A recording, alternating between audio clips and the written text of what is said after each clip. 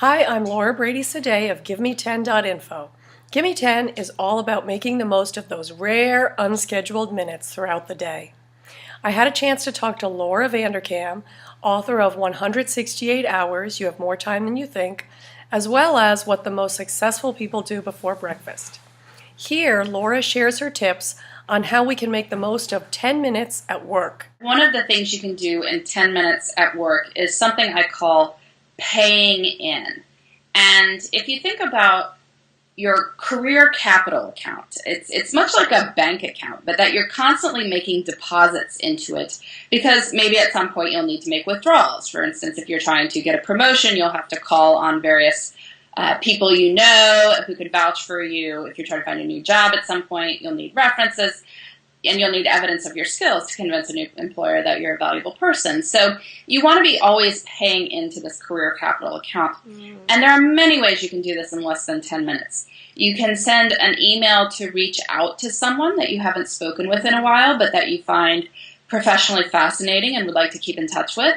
So that's something you can do in less than 10 minutes. Don't just respond to the emails that are coming in. Right. Send one out that's not an RE, it's not a response. It's one that's originating from you that you are choosing to send to someone who matters to you. That is a great way to invest 10 minutes.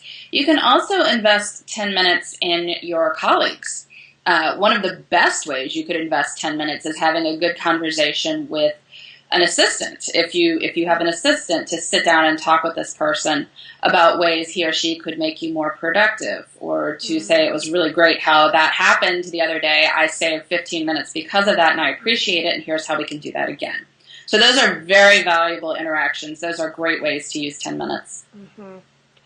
I love that they're proactive too, because I feel like our days can get so caught up in the have-tos and what has to be done immediately.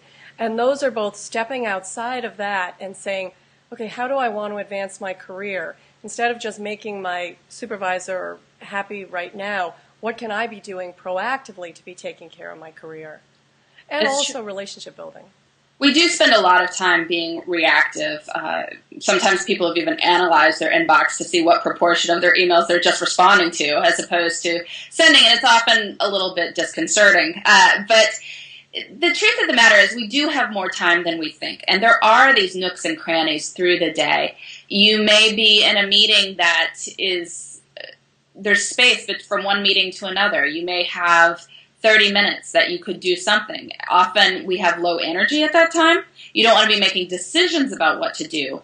So it helps to make a list of things that you could do ahead of time. So make the list at a more calm moment of high-value activities that you can do in less than 10 minutes. And then when you have those spots open up in your day, you can just seize one of those items instead of sitting there and racking your brain and saying, well, what should I do now? Exactly. So it's there at the ready. It's right. there at the ready. You want a list that you don't have to think about. So if you're coming out of an intense meeting, your brain is just fried. You want to be thinking nothing. So it's better if it's right in front of you.